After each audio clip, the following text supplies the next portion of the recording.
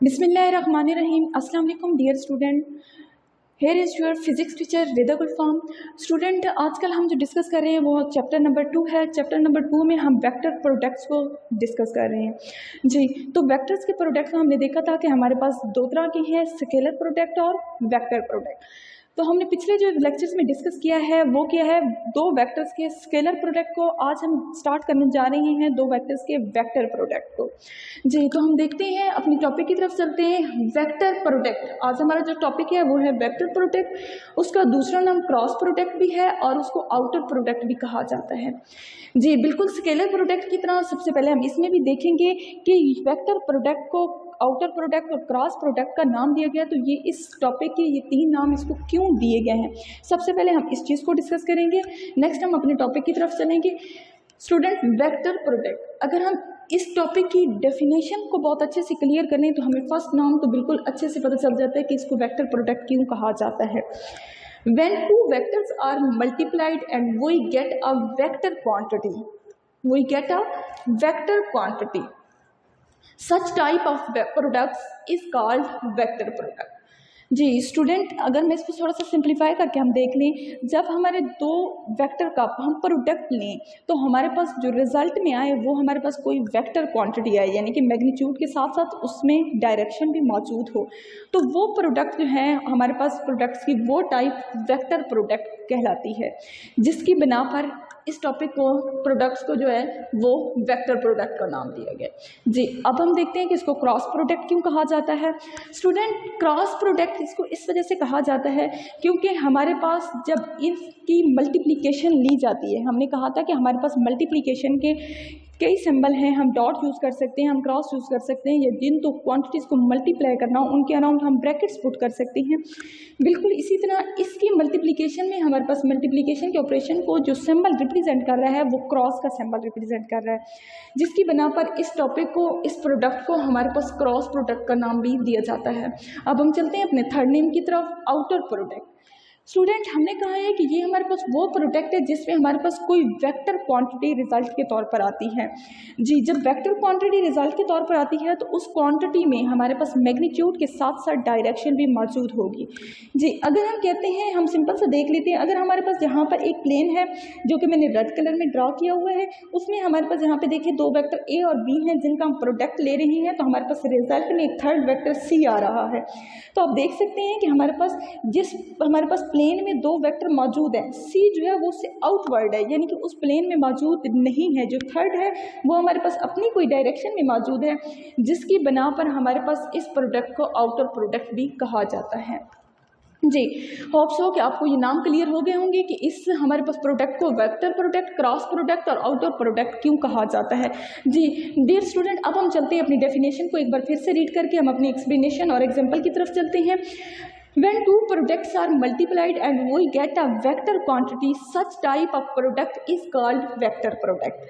Dear student, अपनी इसकी mathematically form हम देख लेते हैं। हमारे पास ये वेक्टर ए है, वेक्टर बी है जो कि हमने कंसीडर किए हैं, उनका अगर हम क्रॉस प्रोडक्ट लेते हैं तो हमारे पास थर्ड वेक्टर सी उसका रिजल्ट के तौर पे आता है जी।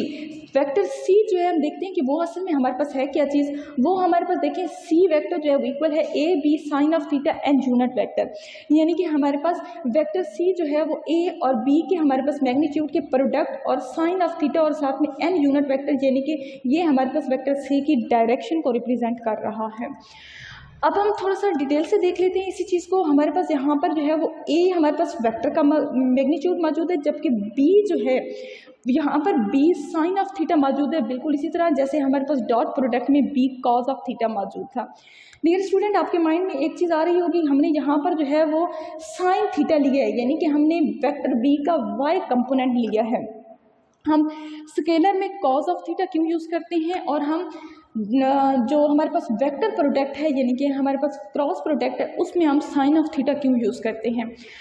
स्टूडेंट, अगर हम फिजिकली अपनी डेली लाइफ की एग्जांपल्स देखें तो हमारे पास टॉर्क जो है वो क्रॉस प्रोडक्ट की सबसे बेहतरीन एग्जांपल है, और अगर हम स्केलर प्रोडक्ट की देखें तो हमारे पास वर्क जो है वो एक बेहतरीन एग्जांपल है जी। तो हमारे पास इन दोनों क्वांटिटीज़ को अगर हम एग्जांपल के तौर पर देख लें तो हमारे पास स्टूडेंट ये होता है कि जब अगर दो हमारे पास वेक्टर का प्रोडक्ट आ रहा है स्केलर क्वांटिटीज, तो उसमें देखा गया है जब उनमें एंगल 0 था तो हमारे पास मैक्सिमम रिजल्ट आया है। तो स्टूडेंट हम अगर देख लें तो हमारे पास ट्रिग्नोमेट्रिक फंक्शन में कॉस जो है वो 0 पे हमें मैक्सिमम वैल्यू देता है। बिल्कुल इसी तरह अगर हम टार्क में देखें, मूवमेंट टार्क और नेक्स्ट हमारे पास फोर्स, इन दोनों का क्रॉस प्रोडक्ट होता है हमारे पास टार्क। इसमें भी जब हमारे पास 90 का एंगल हो यानी कि आपस में परपेंडिकुलर हो तो तब हमारे पास मैक्सिमम टार्क का रिजल्ट आता है। तो अगर हम ट्रिग्नोमेट्रिक फंक्शन में देखें तो साइन हमें 90 पर मैक्सिमम वैल्यू देता है। जी डियर स्टूडेंट, ये थी छोटा सा एक कंसेप्ट था, रीज़न थी किसकी बिना पर हम साइन और थीटा और कॉज ऑफ थीटा चूज़ करते हैं। होप्स हो कि ये आपको कंसेप्ट अब क्लियर हो चुका होगा, अब ये कन्फ्यूजन आपको नहीं होगी। जी नेक्स्ट हमने उसी चीज़ को यहाँ पर देखी, हमने ये सी की जो वैल्यू थी, जो हमने कहा है कि असल में सी हमारे पास किस चीज़ पर के लिए मौजूद है, वही हमने अगर इसको हमको इक्वेशन 1 का नाम दें तो हमने इसी इक्वेशन में यहाँ पर ये देखिए सी की वैल्यू पुट कर दी है। तो अब हमारे पास vector A cross vector B is equal to है A B sine of theta n unit vector. हम इसका डायग्राम के थ्रू देख लेते हैं कि हमारे पास यहाँ पर सी वेक्टर क्या है। स्टूडेंट हमारे पास ये वेक्टर ए है जो कि हमारे पास एंगल थीटा पर वेक्टर बी के साथ मौजूद है। एक ही प्लेन में वेक्टर ए और वेक्टर बी मौजूद हैं, ये आपस में 90 के एंगल पर मौजूद हैं।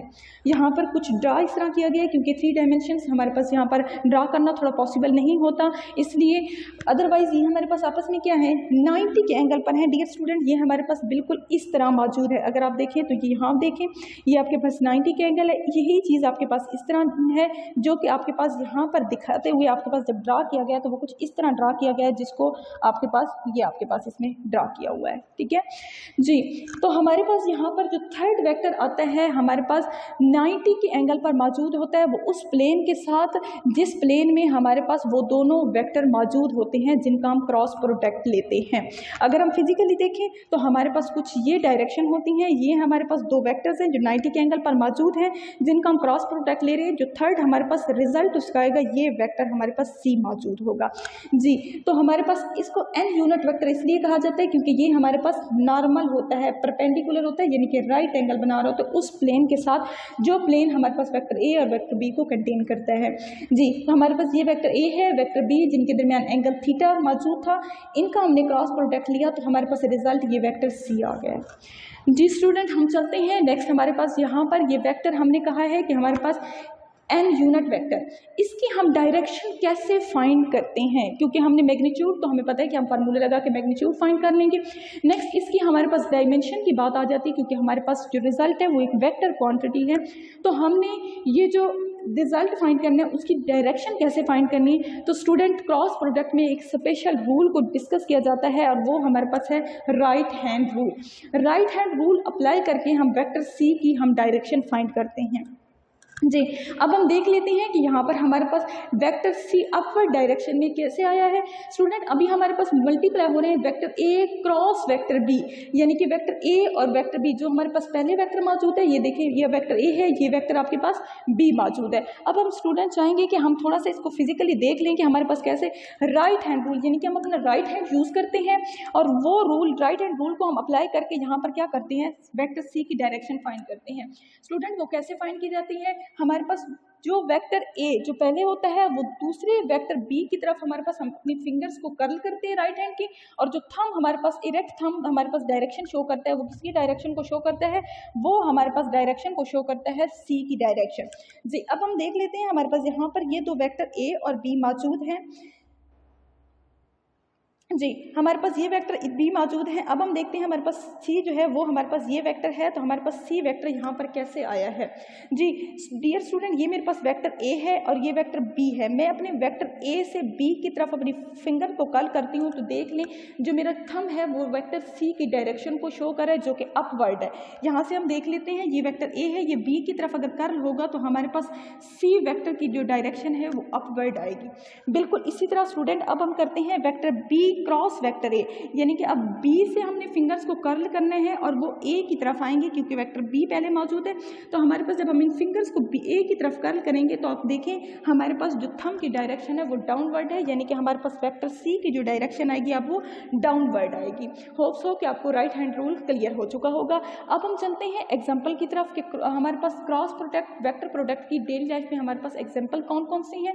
सबसे फर्स्ट जो एग्जाम्पल है वो हमारे पास है टॉर्क, यानी कि हम मूवमेंट आर्म और फोर्स, अगर इनका हम क्रॉस प्रोडक्ट लें तो हमारे पास क्या आता है टॉर्क, जो कि एक वेक्टर क्वांटिटी है जी। नेक्स्ट हम एग्जाम्पल देखते हैं, हमारे पास एंगुलर मोमेंटम मौजूद है जो कि पोजीशन वेक्टर और लीनियर हमारे पास मोमेंटम का क्रॉस प्रोडक्ट है। अगर हम इन दोनों का क्रॉस प्रोडक्ट लें तो हमारे पास एक वेक्टर क्वांटिटी एंगुलर मोमेंटम आ जाता है जी।